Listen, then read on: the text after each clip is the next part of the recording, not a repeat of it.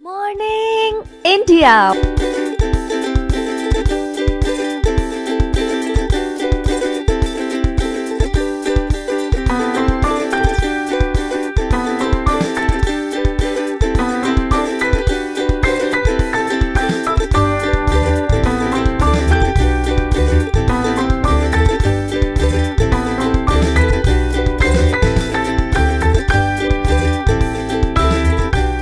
Monday to Friday back to back classes live from studio. आज ही subscribe करें WiFi study channel को। Hello, good morning. Hello everyone, welcome to WiFi study changing the way of learning. स्वागत है आपका India के number 1 channel WiFi study पे, which is part of Unacademy. दोस्तों वैसे तो छुट्टी के दिन चल रहे हैं, ठीक है, और आप सब लोग अपनी छुट्टियों को एंजॉय कर रहे हो, राइट। बट फिर भी सेशन आप लोगों के लिए हम लेके आते हैं, कुछ ना कुछ इंपॉर्टेंट सेशन। हम चाहे छुट्टी हो चाहे आप लोगों की छुट्टी हो, लेकिन हम लोग कुछ ना कुछ इंपॉर्टेंट सेशन आप लोगों के लिए लाते रहते हैं, ठीक है। सो उसी कड़ी में अच्छे इंपॉर्टेंट सेशन लाने की सीरीज के अंदर ही मैं आज आप लोगों के लिए फिर से एक और बेहतरीन सेशन लेके आया हूं, और इस सेशन का नाम आपके इन्वर्जन है ना।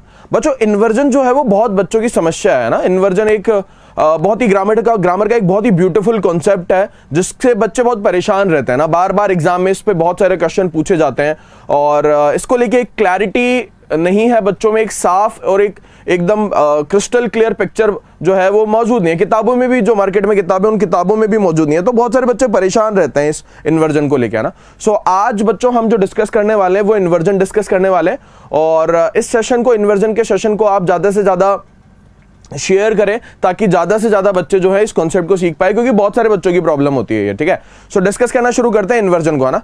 तो इससे पहले कि मेरी ज्यादातर बच्चे जुड़ चुके हैं यहाँ पे हमसे, बहुत बढ़िया ना, तो ज्यादातर बच्चे ज्वाइन हो चुके हैं।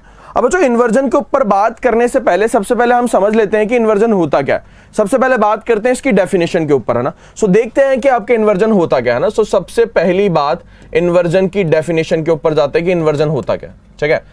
इन्वर्जन बच्चों आपके, अगर हम इसकी डेफिनेशन के ऊपर बात करें तो इन्वर्जन की डेफिनेशन होती है आपके putting the verb before the subject. Putting the verb before the subject. Subject से पहले वर्ब को रखना आपके क्या कहलाता है? इन्वर्जन कहलाता है साहब। सब्जेक्ट से पहले वर्ब को रखना आपके इंग्लिश लैंग्वेज में क्या कहलाता है? इन्वर्जन कहलाता है ना। वर्ब से पहले, वर्ब को हम जो है सब्जेक्ट से पहले रख दो तो बेसिकली वो क्या कहलाएगा? आपके इन्वर्जन कहलाएगा सब, है ना। जनरली सेंटेंस का स्ट्रक्चर क्या होता है बच्चों ना? जनरल सेंटेंस का स्ट्रक्चर आपके ये होता है कि हम सबसे पहले क्या लिखते हैं? आपके सब्जेक्ट को लिखते हैं, और उसके बाद में आपके वर्ब को लिखते हैं। यही लिखते हैं। वर्ब आपके दो टाइप की होती है, हेल्पिंग वर्ब और मेन वर्ब। सो कुल मिला के आपके जनरल सेंटेंस, अगर सेंटेंस में इकलौती मेन वर्ब का प्रयोग हो रहा है तो सब्जेक्ट प्लस मेन वर्ब का प्रयोग हो जाता है साहब। स्ट्रक्चर ए होता है आपके। अगर मान लो आपके सब्जेक्ट में हेल्पिंग वर्ब का प्रयोग है तो स्ट्रक्चर कैसा होता है? Subject plus helping verb plus main verb, ये स्ट्रक्चर होता है। ये आपके जनरल स्ट्रक्चर है, ये आपके साधारण स्ट्रक्चर है सेंटेंस के अंदर, सेंटेंस को लिखने के, सेंटेंस को प्रेजेंट करने के सब, ये आपके जनरल स्ट्रक्चर है ना। लेकिन बच्चों कुछ ऐसे केसेस होते हैं, सर्टेन केसेस ऐसे होते हैं, कुछ स्पेसिफिक केसेस ऐसे होते हैं, इन सम स्पेसिफिक केसेस, कुछ स्पेसिफिक केसेस आपके ऐसे होते हैं इंग्लिश लैंग्वेज में, जिनके अंदर हमें क्या करना होता है? बेसिकली हम उन केसेस के अंदर जब हम सेंटेंस को रखते हैं तो बेसिकली आपके इन्वर्जन होता है। उन सारे केसेस को वन बाय वन हम जो है डिस्कस करने वाले हैं ना। सो बेसिकली कुछ स्पेसिफिक केसेस ऐसे होते हैं जहां पर हमें वर्ब को पहले रखना पड़ता है साहब। अच्छा, वर्ब को पहले रखने के दो तरीके होते हैं साहब। या तो आप केवल हेल्पिंग वर्ब को सब्जेक्ट से पहले रख दो, या फिर आप जो है हेल्पिंग वर्ब, मेन वर्ब सबको सब्जेक्ट से पहले रख दो ना। सो बेसिकली दो तरीके से रखते हैं आप वर्ब को सब्जेक्ट से पहले। केवल हेल्पिंग वर्ब को रखना आपके पार्शियल इन्वर्जन कहलाता है, और हेल्पिंग वर्ब और मेन वर्ब दोनों को रखना आपके कंप्लीट इन्वर्जन कहलाता है ना। सो बेसिकली अगर हम बात करें इन्वर्जन की, इन्वर्जन आपके दो टाइप का होता है। डेफिनेशन आप सब लोगों को समझ आ गई होगी। डेफिनेशन क्या होता है? Putting the verb before the subject. Subject से पहले वर्ब को रखना क्या कहलाता है? आपके इन्वर्जन कहलाता है, ठीक है। और जनरल स्ट्रक्चर आपको पता ही है कि हम बेसिकली इस तरीके से लिखते हैं, लेकिन जब इन्वर्जन हो जाएगा तो आपके वर्ब पहले आएगी साहब। अच्छा, वर्ब दो तरीके से आ सकती है बच्चों। आपके वर्ब दो तरीके से आती है। पहला, अगर केवल हेल्पिंग वर्ब आए, हेल्पिंग वर्ब आए, फिर सब्जेक्ट आ रहा है और फिर आपके मेन वर्ब आ रही है, ठीक है। इस तरीके का स्ट्रक्चर हो तो हम उसे क्या बोलते हैं, आपके पार्शियल इन्वर्जन। क्या बोलते हैं, पार्शियल इन्वर्जन। और अगर मान लो हेल्पिंग वर्ब और मेन वर्ब या केवल मेन वर्ब अगर सेंटेंस में अवेलेबल है, ठीक है, हेल्पिंग वर्ब और मेन वर्ब दोनों आपके सब्जेक्ट से पहले आ जाए तो हम उसे क्या बोल देते हैं, आपके कंप्लीट इन्वर्जन, है ना। इन्वर्जन आपके दो टाइप का होता है, पार्शियल और कंप्लीट, है ना। चलो एक एक करके डिस्कस करना शुरू करते हैं। इसको थोड़ा सा इसको एक अच्छी रूपरेखा देते हैं साहब आपके, है ना, इन्वर्जन की एक बढ़िया सा इसको स्ट्रक्चर देते हैं साहब, ताकि आप लोगों को समझ आए। Putting the verb before the subject. Inversion के दो टाइप हो गए, कौन कौन सा हो गया आपके, पहला पार्शियल। पार्शियल इन्वर्जन क्या होता है साहब आपके, केवल हेल्पिंग वर्ब आएगी साहब, केवल हेल्पिंग वर्ब आएगी, है ना। सो हमने क्या करा, हेल्पिंग वर्ब रखी सब्जेक्ट से पहले और उसके बाद में सब्जेक्ट आ गया और उसके बाद में आपके मेन वर्ब आ गया। ये आपके पार्शियल इन्वर्जन का स्ट्रक्चर हो गया जी, है ना। अच्छा जी, पार्शियल के बाद में आपके दूसरा जो स्ट्रक्चर है वो कौन सा होता है आपके, वो होता है कंप्लीट इन्वर्जन का। Complete inversion, right. Complete inversion क्या होता है आपके, कंप्लीट इन्वर्जन को समझते हैं ना। कंप्लीट इन्वर्जन दो तरीके का हो सकता है कि अगर हेल्पिंग वर्ब और मेन वर्ब दोनों का प्रयोग सेंटेंस में हो रहा है, दोनों सब्जेक्ट से पहले आ जाए, ये भी कंप्लीट इन्वर्जन है। अगर मान लो हेल्पिंग वर्ब का प्रयोग नहीं हो रहा सेंटेंस में और मेन वर्ब अकेली है, तो मेन वर्ब अकेली भी आ सकती है, ठीक है। सो मेन वर्ब अकेली आ रही है, इसे भी हम बेसिकली कंप्लीट इन्वर्जन में रखने साहब, है ना। सो दो टाइप का इन्वर्जन आपके इंग्लिश लैंग्वेज में होता है, एक को हम बोलते हैं आपके पार्शियल इन्वर्जन, दूसरे को हम बोलते हैं आपके कंप्लीट इन्वर्जन। दोनों क्या होते हैं ये आप लोगों को अच्छे से समझ आ गया होगा बच्चों, है ना। अब एक एक करके दोनों के ऊपर चर्चा करना शुरू करेंगे, एक एक करके दोनों के ऊपर डिस्कशन करना शुरू करेंगे ना। तो सबसे पहले मैं बात कर लेता हूं आपसे पार्शियल इन्वर्जन के बारे में, है ना। So first of all I will talk about the partial inversion. देखते हैं पार्शियल इन्वर्जन क्या है। कुछ अच्छी इमेजेस बनाई है आप लोगों को समझाने के लिए, है ना, आप लोगों को समझाने के लिए कुछ अच्छी इमेजेस बनाई है ना, ठीक है। ये देखो भाई, ये देखो, ये इमेजेस आप लोगों के लिए बनाई है, ठीक है। ये जो सारी बातें जो मैंने अभी समझाई है इसको इमेज के थ्रू आपको समझाने की कोशिश करी है। ये देखो, मेन वर्ब सब्जेक्ट से पहले आ जाए, एक तो ये हो गया, या फिर हेल्पिंग वर्ब, और ये एवी से मेरा मतलब है हेल्पिंग वर्ब, है ना, जिसे हम इंग्लिश में एक और नाम देते हैं साहब, अलग अलग नाम से पुकारा जा सकता है। ऑक्सिलरी वर्ब बोल दो, हेल्पिंग वर्ब बोल दो, एक ही बात है ना। हाँ जी, ये देखो एडवर्ब फ्रेज, फिर कोई भी adverb phrase I, helping verb I, subject आया, मेन वर्ब आई, ये इससे घबराना मत, एडवर्ब फ्रेज वगैरह ना। ये इस तरीके की इमेज आप लोगों के लिए बनाई है ताकि आप लोग अच्छे से समझ सको कि भाई इन्वर्जन होता क्या। देख लो भाई इसको आराम से। Inversion means putting the verb before the subject. इसका क्या आपको नोट्स मिल जाएंगे, पीडीएफ मिल जाएगा, इसका पीडीएफ मिल जाएगा। सो पीडीएफ मिल जाएगा तो आपको फायदा मिल जाएगा, इसलिए ये इमेजेस के फॉर्मेट में लेके आया हूं, क्योंकि बहुत इंपॉर्टेंट चैप्टर है, बहुत इंपॉर्टेंट टॉपिक है। इसका पीडीएफ मिल जाएगा तो आप लोग इसको रिवाइज कर लोगे, बार बार पढ़ लोगे, है ना। इसका पीडीएफ आपको अवेलेबल करा देंगे बच्चा लोग, ठीक है। हाँ जी, आगे बढ़ते हैं जी, आगे बढ़ते हैं ना। सो एक एक करके इन्वर्जन के ऊपर चर्चा करना शुरू करते हैं। सबसे पहले मैंने क्या बोला, मैं पार्शियल इन्वर्जन के ऊपर बात करना शुरू करूंगा, ठीक है। सो सबसे पहले बात करेंगे पार्शियल इन्वर्जन के बारे में। पहली इमेज आप लोगों के सामने है पार्शियल इन्वर्जन से related. First image, I hope it is visible. Visible है अच्छे से, बढ़िया से विजिबल है। हाँ जी, और बड़ा करने की जरूरत है क्या, देखना मैडम एक बार, बच्चों को नजर तो आ रहा है ना अच्छे से सब। हाँ चलो जी, है ना। हाँ जी बच्चों, ये लो जी, है ना। आप मेरे को गायब कर दीजिए मैडम, है ना। हाँ जी, गायब है हम। चलो जी, है ना, इधर देखते हैं जी, है ना। सो बच्चों पहला नियम देखते हैं पार्शियल इन्वर्जन का। पहला नियम देखते हैं ना, पार्शियल इन्वर्जन कब करते हैं, कैसे करते हैं, इसको समझने की कोशिश करते हैं। देखो बच्चों, अगर सेंटेंस की शुरुआत किसी नेगेटिव वर्ड से हो, ठीक है, अगर सेंटेंस की शुरुआत किसी नेगेटिव वर्ड से हो तो हम बेसिकली क्या कर देते हैं, उस सेंटेंस के अंदर इन्वर्जन कर देते हैं साहब, है ना। सो पहला जो पॉइंट हुआ ना, हम पहला क्या पढ़ रहे हैं साहब, पार्शियल इन्वर्जन पढ़ रहे हैं। पार्शियल ऊपर लिख रखा है, इन्वर्जन इसके आगे मैंने लिख दिया। पार्शियल इन्वर्जन का पहला पॉइंट हम पढ़ रहे हैं। पहला पॉइंट क्या है साहब आपके, पहला पॉइंट, फर्स्ट पॉइंट को मैं यहाँ पे वर्ड्स लिखे, फर्स्ट पॉइंट को मैं थोड़ा सा डिटेल में यहाँ पे लिख रहा हूं साहब, है ना। When a sentence begin with a negative adverb, ठीक है, when a sentence begin with a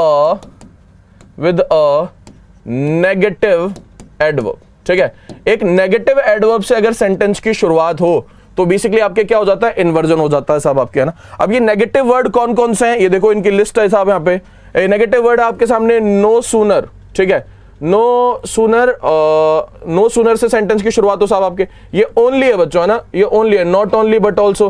पहला आपके नो सूनर हो गया, दूसरा आपके नॉट ओनली बट ऑल्सो हो गया, तीसरा आपके सेल्डम हो गया, चौथा आपके नेवर हो गया, hardly, rarely, scarcely, barely, in no case, little, few, in no time. ये सारे आपके नेगेटिव वर्ड्स है बच्चों। ये सारे के सारे आपके क्या है, नेगेटिव वर्ड्स है ना।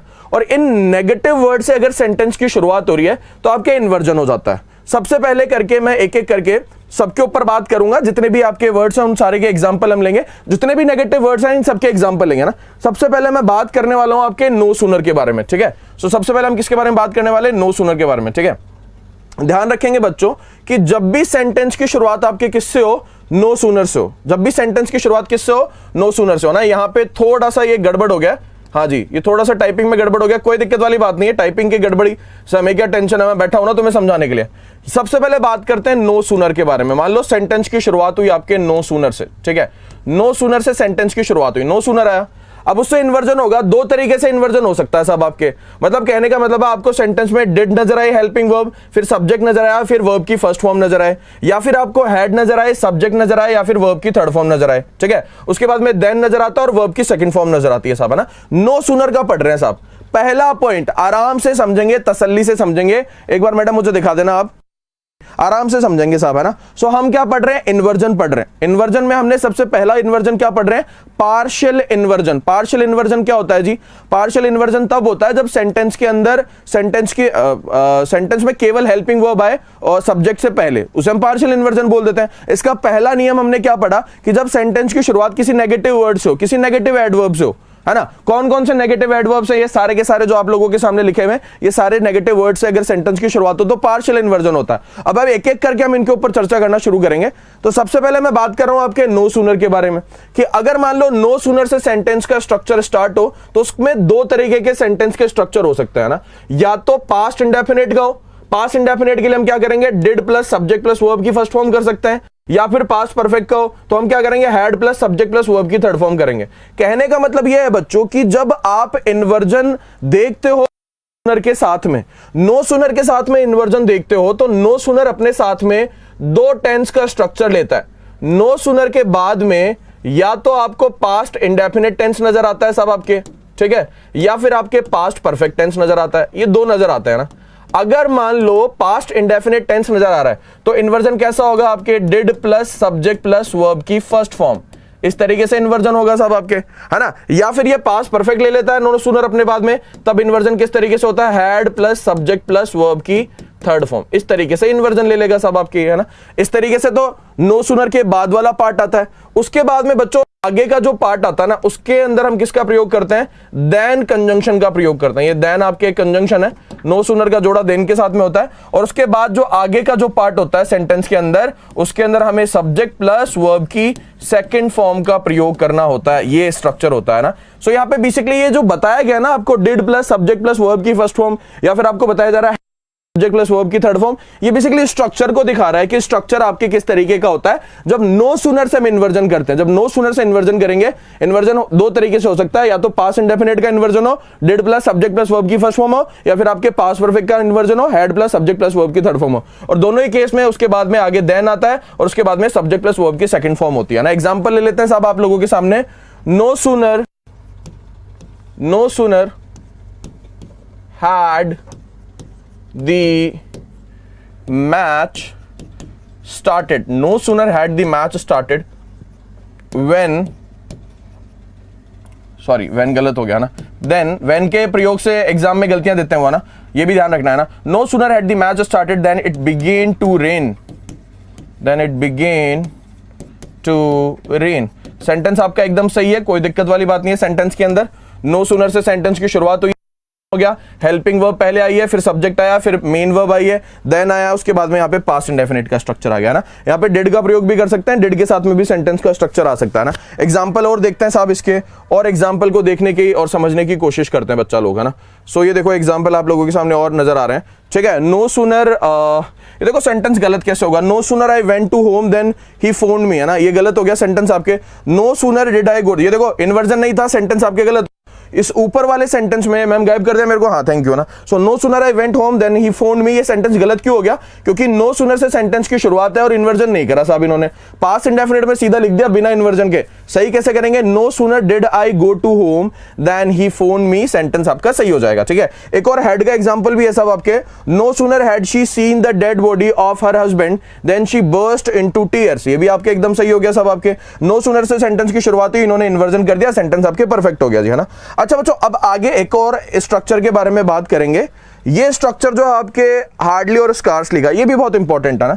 जब सेंटेंस की शुरुआत हार्डली और स्कार्सली से हो तब भी आपके इन्वर्जन हो जाता है, और हार्डली स्कार्सली अपने साथ में जनरली जो इन्वर्जन लेता है वो बेसिकली पास्ट परफेक्ट का लेता है। मतलब हार्डली स्कार्सली के बाद में जो सेंटेंस आएगा वो पास्ट परफेक्ट आएगा, और कैसी फॉर्म में आएगा? इन्वर्जन की फॉर्म में आएगा। समझ आई बात? जिसके अंदर सबसे पहले हम हेल्पिंग वर्ब हैड को रखेंगे, फिर सब्जेक्ट को रखेंगे, फिर वर्ब की थर्ड फॉर्म को रखेंगे, और ज्वाइन करने के लिए यहां पे हमें कौन से कंजंक्शन चाहिए होते हैं? व्हेन और बिफोर चाहिए होते हैं। बच्चों देखो, एग्जाम में बहुत बार वो क्वेश्चन पूछता है, नो सूनर का जो जोड़ा होता है, सब बच्चों को पता है, बहुत बार एग्जाम में पूछा गया है। नो सूनर का जोड़ा जो है वो बेसिकली आपके देन के साथ में होता है, ये आपके सही है। एग्जाम में वो क्या करता है? इस नो सूनर के साथ में आपके व्हेन लगाता है, और व्हेन लगाने से सेंटेंस आपके गलत हो जाता है, इस बात का ध्यान रखेंगे जी ना। इसी तरीके से वो क्या करता है साहब आपके, वो ये जो हार्डली स्कार्सली आपके सामने लिखे हुए हैं, इन हार्डली और स्कार्सली के साथ में, ये हार्डली और स्कार्सली के साथ में वो किसका प्रयोग करता है? देन का प्रयोग करता है, और सेंटेंस आपके गलत हो जाता है। हमें हार्डली स्कार्सली के साथ में इस देन का प्रयोग नहीं करना है, हमें किसका प्रयोग करना है? व्हेन और बिफोर का प्रयोग करना है ना। सो इस तरीके से भी एरर आपके पूछे जाते हैं एग्जाम में, तो आपको ये बातें भी ध्यान रखनी है ना। चलो एग्जांपल की तरफ बढ़ते हैं, हार्डली और स्कार्सली से सेंटेंस कैसे फॉर्म होते हैं उसके ऊपर बढ़ते हैं जी, है ना। सो अगली पीडीएफ की तरफ बढ़ते हैं, सॉरी अगली इमेज की तरफ बढ़ते हैं, देखते हैं अगली इमेज हमें क्या सिखाने वाली है। कुछ बहुत ही इंपॉर्टेंट चीज आपको सिखाएगी अगली इमेज। बढ़ते हैं जी, अगली इमेज की तरफ बढ़ते हैं, देखते हैं क्या है आप लोगों के सामने। सो ये देखो एग्जांपल आप लोगों के सामने है, हाँ जी ठीक है। Hardly does he go to college, तो ये एकदम सेंटेंस सही है साहब, कोई दिक्कत वाली बात नहीं है, ठीक है, क्योंकि यहाँ पे केवल एक सिंगल क्लोज में सेंटेंस को लिखा गया है ना। तो देखो बच्चों, बेसिकली हार्डली स्कार्सली के साथ में व्हेन और बिफोर का प्रयोग हम तब करते हैं जब बेसिकली आपके दो क्लॉजेस को ज्वाइन किया जाए। समझ आई बात? अगर मान लो एक सिंगल क्लॉज हो, ठीक है, अगर मान लो एक सिंगल आपके सामने क्लॉज हो सेंटेंस के अंदर, तब आप व्हेन बिफोर आगे कहां लगाओगे? भाई दो को ज्वाइन करना है, दो क्लॉजेस को ज्वाइन करना है, तब हम किसका प्रयोग करते हैं? आपके व्हेन और बिफोर का प्रयोग करते हैं। अब जब दो क्लॉजेस ही नहीं है तो आप नॉर्मल आप जो है बेसिकली आप इन्वर्जन कर लोगे ना। Hardly does he go to college, एकदम सही है, कोई दिक्कत वाली बात नहीं है। Hardly did had she joined the air force, ये डिड का प्रयोग यहां पे गलत होगा बच्चों, ध्यान रखो ये गलत है। क्यों? क्योंकि यहां पे आगे जॉइंट का प्रयोग किया है। अगर आपने डिड का प्रयोग करा है सेंटेंस के अंदर तो आगे जॉइंट का प्रयोग होना चाहिए। जनरली हार्डली स्कार्सली का स्ट्रक्चर पास्ट परफेक्ट के साथ में आता है ना, लेकिन इसका मतलब ये नहीं है कि हम इसको पास्ट इंडेफिनिट के साथ में नहीं लिख सकते,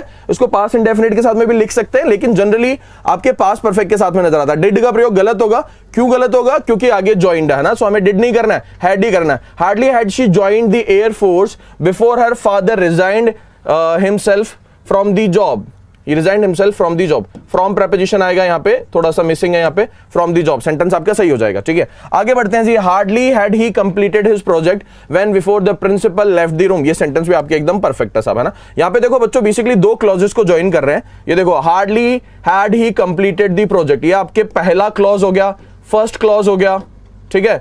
और उसके बाद में देखो ये when और before आपके कंजंक्शन है, ठीक है, और the principal left the room ये आपके सेकंड क्लॉज है ना।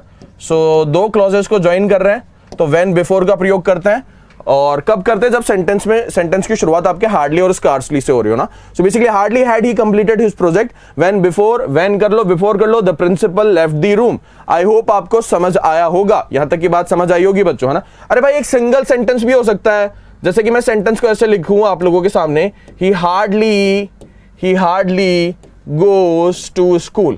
अब ये एक सेंटेंस मैंने इस तरीके से लिखा तो यहां पर तो कोई दिक्कत है ही नहीं, हार्डली जो है वो सब्जेक्ट के बाद में आ रहा है। इन्वर्जन कब होता है? इन्वर्जन जब होता है जब हार्डली से शुरुआत हो साहब। सेंटेंस को हम अलग अलग तरीके से लिखते हैं बच्चों, सेंटेंस के लिखने के पैटर्न कई होते हैं। अगर इस तरीके से सेंटेंस को लिखोगे तो कोई समस्या नहीं है, he hardly goes to school, कोई दिक्कत वाली बात नहीं है। लेकिन इस हार्डली को उठा करके मैंने शुरू में लिख दिया सब आपके, ये नेगेटिव वर्ड से सेंटेंस की शुरुआत कर दी। अब इन्वर्जन कर दूंगा साहब मैं, अब सीधा नहीं लिखूंगा hardly he goes to school, नहीं गोज टू कॉलेज नहीं करूंगा, hardly does he go to college करूंगा। तो जाके सेंटेंस आपका सही होगा जी, है ना। बात समझ रहे हो ना इन्वर्जन क्या होता है साहब। बहुत ही प्यारा कॉन्सेप्ट है, बहुत ही ब्यूटीफुल कॉन्सेप्ट है, समझने की कोशिश करेंगे साहब यहाँ पे, है ना। Seldom have I seen such a beautiful sight. अब देखो बच्चों यहाँ पे सेल्डम का एग्जांपल आ गया। सेल्डम आपके नेगेटिव वर्ड है, और अगर मान लो मैं इस सेंटेंस को नॉर्मली लिखता, नॉर्मल तरीके से सेंटेंस को लिखता, तो बेसिकली किस तरीके से लिखता, इस तरीके से लिखता, I have seldom scene such a beautiful site. इस तरीके से सेंटेंस को लिखता मैं, कोई दिक्कत वाली बात नहीं थी, कोई परेशानी वाली बात नहीं थी। यहां पे सेल्डम की पोजीशन कहां पर है, बाद में आ रहा है साहब, आपके हेल्पिंग वर्ब और मेन वर्ब के बीच में आ रहा है साहब आपके। यहां पे कोई इन्वर्जन की गुंजाइश नहीं है साहब। अब सेंटेंस को हम लिखते हैं अलग अलग पैटर्न में, अलग अलग स्ट्रक्चर में सेंटेंस को लिखते हैं। यहां पे देखो सेंटेंस एकदम परफेक्ट है, कोई दिक्कत वाली बात नहीं है। अब इसी सेंटेंस को मैं इस तरीके से भी लिख सकता हूं, सेल्डम से सेंटेंस की शुरुआत कर सकता हूं, और जैसे ही मैंने सेल्डम से शुरुआत करी इन्वर्जन हो गया। Seldom have I seen such a beautiful sight. यहां पर हैव आपके हेल्पिंग वर्ब हो गया, आई आपके सब्जेक्ट और ये सीन आपके मेन वर्ब है। एकदम परफेक्ट स्ट्रक्चर है पार्शियल इन्वर्जन का, और ये पार्शियल इन्वर्जन यहां पे हो चुका है साहब। और एग्जांपल देखते हैं साहब आपके, hardly had he come out of the car when the bomb exploded. ये हार्डली का एग्जांपल फिर से आ गया साहब। अब देखो नेवर का एग्जांपल देखो, never does she come here, never does she come here, है ना। सेंटेंस को ऐसे भी लिख सकते हैं, शी नेवर कम्स हियर। अरे ऐसे भी तो लिख सकते हैं ना, इस तरीके से भी लिख सकते हैं, शी नेवर कम्स हियर। इस तरीके के सेंटेंस भी लिख सकते हैं, बिल्कुल सही है साहब, यहां पर कोई दिक्कत नहीं है, सेंटेंस एकदम परफेक्ट है। लेकिन अगर इस सेंटेंस का पैटर्न बदलू लिखने का, अगर नेवर से शुरुआत कर दूं, तब इन्वर्जन के साथ लिखूंगा, never does she come here. अब सेंटेंस आपका एकदम परफेक्ट है, इन्वर्जन कर दिया, और परफेक्ट इन्वर्जन करा है साहब आपके। पहले हेल्पिंग वर्ब आई है, सेंटेंस प्रेजेंट इंडेफिनिट में था, प्रेजेंट इंडेफिनिट में हेल्पिंग वर्ब क्या होती है आपके, डू डज होती है। सो हमने डज का प्रयोग करा शी के अकॉर्डिंग, फिर सब्जेक्ट आया, फिर आपके मेन वर्ब आई, सेंटेंस आपका एकदम सही हो गया जी, कोई दिक्कत वाली बात नहीं है। आगे बढ़ते हैं, never did the sky look very beautiful. ये पास्ट इंडेफिनिट का था, नेवर से शुरुआत हो रही थी, the sky looked very beautiful. असल में सही असली सेंटेंस क्या होगा, sky never looked very beautiful, ये होगा सेंटेंस। नेवर से इन्वर्जन हुआ, never did the sky look very beautiful हो गया सब आपके। हाँ जी, उसके बाद में देखो, hardly had he seen his father when he stopped smoking, है ना, व्हेन है यहाँ पे, when he stopped, hardly had he seen his father when he stopped smoking. ये व्हेन का प्रयोग है, हु नहीं है, ध्यान रखेंगे इस बात का, व्हेन ही स्टॉप्ड स्मोकिंग, इस बात का ध्यान रखेंगे, ठीक है। चलो जी, है ना, तो हमने पहले कॉन्सेप्ट को डिस्कस करा, इंपॉर्टेंट कॉन्सेप्ट था साहब आपके, बहुत ही इंपॉर्टेंट कॉन्सेप्ट था, ठीक है। हाँ जी, अब बढ़ते हैं हम कुछ और पार्शियल इन्वर्जन के कुछ और इंपॉर्टेंट कॉन्सेप्ट को डिस्कस करना है। तो हमने पहले ही कॉन्सेप्ट को डिस्कस किया है। पहला कॉन्सेप्ट क्या था, नेगेटिव वर्ड से सेंटेंस की शुरुआत हो तो इन्वर्जन हो जाता है जी आपके, है ना। अब देखो बच्चों, आपके दूसरा कॉन्सेप्ट आ गया पार्शियल इन्वर्जन का। दूसरा कॉन्सेप्ट क्या कहता है कि अगर मान लो सेंटेंस की शुरुआत ओनली से हो और उसके बाद में कोई एडवर्ब या एडवर्बियल एक्सप्रेशन आ जाए साहब आपके, सो हम क्या कर देते हैं, आपके इन्वर्जन कर देते हैं। कौन सा इन्वर्जन कर देते हैं, पार्शियल इन्वर्जन कर देते हैं ना। देखो बच्चों, ओनली अकेला आए ना तो इन्वर्जन नहीं होता साहब। मैंने सेंटेंस अगर ऐसे लिखा होता आप लोगों के सामने, only Ram can do this, only Ram can do this, ठीक है, सेंटेंस में कोई समस्या नहीं है, ठीक है, कोई दिक्कत वाली बात नहीं है, सेंटेंस एकदम परफेक्ट है। क्यों, ओनली अकेला है साहब, ओनली अकेला है, और उसके ठीक बाद में आपके राम, आपके नाउन नजर आ गया, सब्जेक्ट नजर आ गया। यहां पर कोई समस्या नहीं है, यहां पे कोई इन्वर्जन नहीं हुआ। दो अलग बातें, ओनली का अकेला आना और ओनली के बाद में किसी एडवर्ब एक्सप्रेशन का आना, एडवर्बियल एक्सप्रेशन का आना, ये दो अलग बातें, और उसके बाद में सब्जेक्ट आना, समझ आई बात, ये दो अलग अलग बातें बच्चों, है ना। अगर ओनली अकेला है तो बिना इन्वर्जन के हम सब्जेक्ट को लिखते हैं, फिर वर्ब को लिखते हैं, ये आपके सब्जेक्ट आया और ये आपके verb I, helping verb main verb दोनों आ गए, सेंटेंस एकदम परफेक्ट है। ओनली अकेला है तो जैसे ही ओनली के साथ में कोई एडवर्बियल एक्सप्रेशन आ गया, अब हम सीधा सब्जेक्ट नहीं लिखते हैं, अब हम इन्वर्जन करते हैं साहब आपके। और कैसा इन्वर्जन करते हैं, पार्शियल इन्वर्जन करते हैं। हेल्पिंग वर्ब लिखेंगे, फिर सब्जेक्ट लिखेंगे और फिर आपके मेन वर्ब लिखते हैं ना। तो ध्यान रखो, ओनली अकेला आएगा तो कोई इन्वर्जन नहीं होता, ओनली के साथ में कोई एडवर्ब एक्सप्रेशन आना चाहिए, ओनली के साथ में कुछ और शब्द होने चाहिए। सीधी सिंपल शब्दों में बात समझ लो जी, ओनली के साथ में कुछ और शब्द आने चाहिए, ओनली के साथ में कुछ और शब्द आएंगे जो कि एडवर्ब के रूप में काम कर रहे होंगे, वो आपको पता चल जाएगा सेंटेंस से कि कैसे एडवर्ब के रूप में काम कर रहे हैं। तो बेसिकली आपके इन्वर्जन हो जाता है और आपके हेल्पिंग वर्ब पहले आती है, फिर सब्जेक्ट आता है और फिर आपके मेन वर्ब आती है सब, है ना। जैसे कि आपके सामने मैंने सेंटेंस लिखा, ये देखो सेंटेंस, ओनली यस्टरडे, ठीक है। अब देखो ओनली आया और ओनली के बाद में एक और एडवर्ब आई है, टाइम वाली, यस्टरडे वाली, ठीक है। ओनली यस्टरडे, ये आपके ओनली प्लस एडवर्ब हो गया साहब आपके, ओनली प्लस एडवर्ब हो गया, है ना, एडवर्ब एक्सप्रेशन हो गया सब आपके, ये हो गया ना। अब देखो जैसे ही इस तरीके का स्ट्रक्चर हुआ, अब इन्वर्जन हो गया साहब। डिड ही डाई, पहले हेल्पिंग वर्ब आई, फिर उसके बाद में आपके सब्जेक्ट आया और उसके बाद में आपके मेन वर्ब आई, इन्वर्जन हो गया, एकदम परफेक्ट सेंटेंस है सब, ठीक है। अच्छा इधर देखो ओनली बाय वर्किंग हार्ड, है ना, ओनली बाय वर्किंग हार्ड, ये फिर से देखो बाय वर्किंग हार्ड, ये मैनर को दिखा रहा है। कैसे सक्सेस कैसे मिलेगी, how will you get success, by working hard, ये मैनर को दिखा रहा है सब आपके। मैनर को एडवर्ब ऑफ मैनर है, मैनर को दिखाने वाला एडवर्ब एक्सप्रेशन है जो कि इस ओनली के बाद में आया, मैनर को दिखाने वाला एडवर्ब एक्सप्रेशन है जो इस ओनली के बाद में आया। फिर से देखो वही स्ट्रक्चर हो गया, ओनली और उसके बाद में ओनली के बाद में एडवर्ब एक्सप्रेशन आ रहा है, फिर से हमने इन्वर्जन का प्रयोग कर दिया, डिड ही गेट सक्सेस, है ना, ओनली शी नोज इट। यहां पे करोगे क्या, अरे यहां पे इन्वर्जन करोगे क्या, नहीं करोगे, यहां पे इन्वर्जन नहीं करना है, शी एकदम सही है यहां पे। क्यों, क्योंकि यहां पे ओनली के बाद में कोई एडवर्बियल एक्सप्रेशन नहीं आया है। किसी एडवर्बियल एक्सप्रेशन के आने पर ही हम इन्वर्जन कर सकते हैं, इस बात का ध्यान रखेंगे, ठीक है, नहीं तो इन्वर्जन नहीं होता ओनली के साथ में, है ना। आई होप आपको क्लियर होगा, बहुत ही प्यारा कॉन्सेप्ट है, दूसरा कॉन्सेप्ट था हमारा और ये भी बहुत ही शानदार कॉन्सेप्ट था। आई होप आप सब लोगों को क्लियर है, ठीक है। आगे बढ़ते हैं जी, तीसरे पॉइंट की तरफ देखते हैं, तीसरा पॉइंट क्या है जी, है ना। हाँ जी, तीसरा पॉइंट भी बहुत शानदार कॉन्सेप्ट है, बढ़ते हैं हमारे तीसरे पॉइंट की तरफ, ठीक है। सो बच्चों तीसरा पॉइंट ये है आप लोगों के सामने कि अगर मान लो सेंटेंस की शुरुआत हो जाए आपके अंडर नो सर्कमस्टेंसेस से, ठीक है, अंडर नो सर्कमस्टेंसेस का मतलब हुआ मतलब किसी भी हालत में नहीं, ठीक है, मतलब ये सारे के सारे, इनको याद कैसे करोगे बच्चों, देखो पहला नेगेटिव वर्ड्स हो गए, नेगेटिव एडवर्ब्स हो गया ना, इनको याद करने का बहुत ही आसान सा तरीका है। सबसे पहले पार्शियल इन्वर्जन में पहली चीज क्या, और ये नेगेटिव वर्ड्स, है ना, नेगेटिव वर्ड्स कौन से, हार्डली, स्कार्सली, बेयरली, है ना, ये सारे के सारे, नेवर, सेल्डम, सारे नेगेटिव वर्ड्स अगर सेंटेंस की शुरुआत में आ रहे, इन्वर्जन हो गया साहब। दूसरा आपके ओनली प्लस एडवर्बियल एक्सप्रेशन, दूसरा आपके बहुत ही सिंपल है। तीसरा बच्चों है आपके नो से बनने वाले एक्सप्रेशन साहब, expression that begins with no. इन सारे एक्सप्रेशन को देखो, इनमें सब में नो आ रहा है, under no circumstances, in no way, on no account, on no condition, at no time, under no circumstances, ठीक है, ये तो एग्जांपल सेंटेंस आ गया ना। सो ये देखो ये सारे के सारे एक्सप्रेशन जो है वो कौन से एक्सप्रेशन है जो जिनमें नो आ रहा है साहब। सो इसे हम बेसिकली क्या बोलेंगे, expressions with no, expressions with no, ऐसे एक्सप्रेशन जिनके अंदर आपके नो आता है, एक्सप्रेशन विद नो। सो ये नो आने वाले, नो जिनके अंदर आता है, ऐसे एक्सप्रेशन जो होते हैं उनसे अगर सेंटेंस की शुरुआत हो तब भी आपके इन्वर्जन हो जाता है, आपके पार्शियल इन्वर्जन होता है। Under no circumstances will I do it, ये विल आया, फिर उसके बाद में आपके सब्जेक्ट आया, फिर आपके मेन वर्ब आई सब, है ना, under no circumstances will I do it. तो ये सारे स्ट्रक्चर जो है, ये सारे एक्सप्रेशन जो है वो बेसिकली आपके कैसे एक्सप्रेशन है, ये एक्सप्रेशन आपके नो से बिगिन होने वाला एक्सप्रेशन है ना। आगे बढ़ते हैं जी, आपके आगे बढ़ते हैं, कुछ और इंपॉर्टेंट बातों को डिस्कस करते हैं जी आपके, है ना। ये लो जी, आपके आगे के जो पॉइंट है आपके, वो बेसिकली आपके ये आगे सब आपके, है ना, पार्शियल इन्वर्जन के पॉइंट्स आगे सब, है ना। ये आपके रिमूवल ऑफ एफ आ गया सब आपके, रिमूवल ऑफ इफ बहुत ही बेहतरीन कॉन्सेप्ट है साहब, है ना, इसको डिस्कस करेंगे रिमूवल ऑफ इफ को, है ना। रिमूवल ऑफ इफ क्या होता है, बहुत ही शानदार कॉन्सेप्ट होता है, इसको समझने की कोशिश करेंगे बच्चों, ठीक है। देखो बच्चों क्या होता है बेसिकली, इफ का प्रयोग हम कंडीशनल सेंटेंसेस में करते हैं साहब, ठीक है, कंडीशनल सेंटेंसेस के अंदर हम इफ का प्रयोग करते हैं, है ना। और कंडीशनल सेंटेंसेस के अंदर जब इफ का प्रयोग होता है तो कुछ एक एग्जांपल लेते हैं साहब, है ना।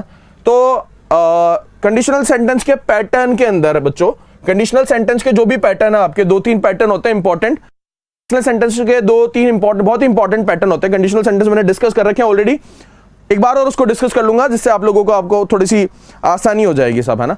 सो बच्चों अगर मान लो कंडीशनल सेंटेंस का कोई पैटर्न है और वो ऐसा पैटर्न है जिसके अंदर हेल्पिंग वर्ब का प्रयोग हो रहा हो, जैसे कि एक स्ट्रक्चर होता है जिसमें इफ क्लॉज, दो तरीके के क्लॉज होते हैं कंडीशनल सेंटेंस में, एक तो इफ क्लॉज होता है और एक मेन क्लॉज होता है, राइट, एक तो इफ क्लॉज होता है और एक मेन क्लॉज होता है, ठीक है। सो एक स्ट्रक्चर होता है जिसके अंदर आपके एक स्ट्रक्चर होता है जिसमें इफ क्लॉज में आपके पास्ट परफेक्ट टेंस का प्रयोग हो रहा होता है, पास्ट परफेक्ट का, राइट। पास्ट परफेक्ट से मेरा मतलब है उसमें हैड प्लस वर्ब की थर्ड फॉर्म का प्रयोग हो रहा होता है सब आपके, ठीक है। और इधर मेन क्लॉज में किधर किसका प्रयोग हो रहा होता है, would plus have plus verb की थर्ड फॉर्म का प्रयोग हो रहा होता है। ये एक स्ट्रक्चर होता है सब आपके, है ना, ये पैटर्न होता है, फिक्स पैटर्न होते हैं सब आपके, कि इधर आप पास्ट परफेक्ट का प्रयोग करोगे तो उधर would plus have plus verb की थर्ड फॉर्म का प्रयोग करोगे। ये आपके पैटर्न्स हैं, अलग अलग पैटर्न्स होते हैं, उनमें से एक पैटर्न आपके ये होता है सब, है ना। सो बच्चों यहाँ पे देखो आपके हमें क्या मिल रही है, हेल्पिंग वर्ब मिल रही है, हैड आपके हेल्पिंग वर्ब है और वर्ब की थर्ड फॉर्म जो है वो आपके मेन वर्ब है ना। और ऐसे सेंटेंस का एक एग्जांपल लेता हूं, एग्जांपल से आपको समझ आएगी बात, है ना। मैंने एग्जांपल लिया आप लोगों के सामने, if she had invited me, if she had invited me I would have gone there, I would have gone there. अगर उसने मुझे इन्वाइट किया होता वहां पे तो मैं जरूर वहां पे जाता साहब आपके, है ना। पास्ट की किसी पास्ट एक्शन को बता रहा है, इम्पॉसिबल एक्शन को बता रहा है, अब ये पूरा नहीं हो सकती। ये एक ऐसी कंडीशन है जिसे पूरा नहीं किया जा सकता। पास्ट में ना तो उसने इन्वाइट किया, वो जहां पे जिस फंक्शन में इन्वाइट करना था वो फंक्शन ही खत्म हो गया, अब जा भी नहीं सकता ये साहब, है ना। ये इम्पॉसिबल कंडीशन है साहब। ना तो उसने इन्वाइट किया, ना ये गया उस फंक्शन में, फंक्शन खत्म भी हो चुका है साहब आपके, ठीक है। अब बच्चों देखो हम क्या इसी सेंटेंस को इफ को रिमूव करके भी लिख सकते हैं साहब आपके, है ना। इस सेंटेंस को मैं किस तरीके से लिख सकता हूं, इस इफ को रिमूव करके भी इस सेंटेंस को लिख सकता हूं साहब आपके, है ना। सेम कंडीशन को रिप्रेजेंट करेगा साहब। और इफ के रिमूवल से क्या होगा, रिमूवल ऑफ इफ, ठीक है। हमने रिमूवल किया, किसका रिमूवल, किसको रिमूव किया, इफ को, रिमूवल ऑफ इफ। जैसे ही आपने इफ को रिमूव करा बच्चों, क्या होगा, बेसिकली इन्वर्जन हो जाएगा सेंटेंस के अंदर, है ना। इन्वर्जन कैसे होगा, इस तरीके से लिखना पड़ेगा आपको, had she invited me, had she invited me I would have gone there। दोनों सेंटेंसेस के अंदर कोई भी डिफरेंस नहीं है, दोनों सेंटेंस आपके एकदम सेम मीनिंग को देते हैं, सेम सेंस को देते हैं साहब आपके, है ना। सेम सेंस को देते हैं। यहां पर हमने क्या कर दिया है, पार्शियल इन्वर्जन कर दिया है साहब, पार्शियल इन्वर्जन कर दिया है। और पार्शियल इन्वर्जन करके सेंटेंस को लिख दिया। ये सेंटेंस कैसा सेंटेंस है, ये कंडीशनल सेंटेंस है साहब आपके, है ना, जिसमें पहला पार्ट जो है वो किसको रिप्रेजेंट कर रहा है, कंडीशन को, और उसके रिजल्ट को, आउटकम को आपके दूसरा पार्ट जो है रिप्रेजेंट कर रहा है। अब बच्चों ये सेंटेंस एकदम परफेक्ट है। या तो आप इफ से लिख लो, अगर आप इफ से नहीं लिख रहे हो तो इसी सेंटेंस को, ये सेंटेंस जो है वो इक्वल है इस पार्ट के, ध्यान रखो, आप पार्शियल इन्वर्जन करके लिख दो। अगर आपने दोनों को मिक्स मैच करने की कोशिश करी ना तो गड़बड़ हो जाएगा। जैसे कि मान लो आप इफ भी लगा रहे हो और इन्वर्जन भी कर रहे हो, if had she invited me, आपने अगर ये करा ना तो गड़बड़ है मामला, अब सेंटेंस आपके गलत है, ठीक है, अभी गलत हो गया। आपने क्या, इफ भी लगा और आपने इन्वर्जन भी कर दिया, पार्शियल, दोनों को साथ में नहीं लिख सकते हम। अगर आप इफ को हटाओगे तो पार्शियल कर दो, और अगर इफ लगा रहे हो तो पार्शियल इन्वर्जन को हटा दो। अब यहां से आपने क्या करा, इफ लगाया ना तो पार्शियल इन्वर्जन हटाना पड़ेगा, हैड शी की जगह शी हैड करना पड़ेगा, है ना। तो ये समझ आई बात आप लोगों को कि भाई आप अगर इफ का रिमूवल कर रहे हो तो आप पार्शियल इन्वर्जन करके लिख दो, कंडीशनल सेंटेंस वैसा का वैसा ही है, उसके मीनिंग में कोई डिफरेंस नहीं है, डिट्टो वैसा का वैसा है। और अगर मान लो आपने क्या करा, बेसिकली इफ को वहां पे मेंटेन करके रखा है, सेंटेंस के अंदर लिख रखा है, तो फिर आपको पार्शियल इन्वर्जन हटाना पड़ेगा। नॉर्मल जो स्ट्रक्चर होता है, जनरल जो स्ट्रक्चर होता है, subject plus helping verb, main subject plus helping verb plus main verb, उस स्ट्रक्चर में आपको लिखना पड़ेगा ना। तो ये छोटी छोटी बातें जिसको आपको ध्यान में रखना पड़ेगा, इससे हम क्या बोलते हैं, रिमूवल ऑफ इफ, है ना। सो इफ का रिमूवल करके भी हम जो है सेंटेंस में इन्वर्जन लिख सकते हैं। अब अच्छा, ये बेसिकली दो ही स्ट्रक्चर में पॉसिबल है, क्योंकि कंडीशनल सेंटेंस जो होता है ना बच्चों, कंडीशनल सेंटेंस के जनरल स्ट्रक्चर जो होते हैं वो आपके 3 स्ट्रक्चर होता है ना, आप सब लोगों को पता, ऑलरेडी पढ़ाया है सब, है ना। सो पहला जो स्ट्रक्चर होता है उसको हम यहां पे पढ़ते हैं, जनरल स्ट्रक्चर में फर्स्ट स्ट्रक्चर होता है इफ क्लॉज आया, और यहां पे बेसिकली आपके क्या नजर आया, मेन क्लॉज नजर आया।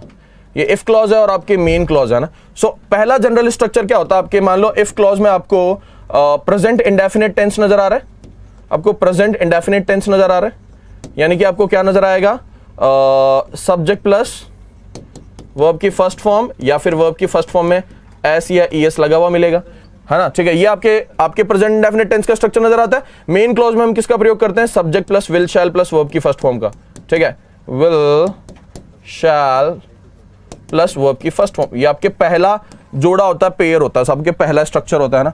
दूसरा हम देखते हैं साहब आपके जो दूसरे स्ट्रक्चर में या तो आपके पास्ट इंडेफिनिट का प्रयोग हो रहा होगा, ठीक है, पास्ट इंडेफिनिट से मेरा मतलब है वर्ब की सेकंड फॉर्म का प्रयोग हो रहा होगा, या फिर अगर मान लो बी का प्रयोग हो रहा है, अगर बी जो है वो मेन वर्ब के रूप में इस्तेमाल हो रही है सेंटेंस के अंदर, कंडीशनल क्लॉज वाले सेंटेंस के अंदर, यानी कि मतलब इफ क्लॉज वाले सेंटेंस में, इफ क्लॉज वाला जो पार्ट है इफ क्लॉज में अगर बी का प्रयोग हम मेन वर्ब के रूप में कर रहे हैं तो हमेशा हम वर्ब का प्रयोग करते हैं। मतलब कहने का मतलब इन दोनों में से एक नजर आ जाती है, या तो मेन वर्ब अगर नजर आ रही है, ऑर्डिनरी वर्ब नजर आ रही है तो उसे हम सेकंड फॉर्म में लिख देते हैं, बी नजर आती है तो हम उसे हमेशा किस में लिखते हैं, वर्ब में लिखते हैं सब आपके, ठीक है। और इधर हम किसका प्रयोग करते हैं, वुड प्लस वर्ब की फर्स्ट फॉर्म का प्रयोग करते हैं सब। मेन क्लॉज में आपके वुड प्लस वर्ब की फर्स्ट फॉर्म का प्रयोग करते हैं ना।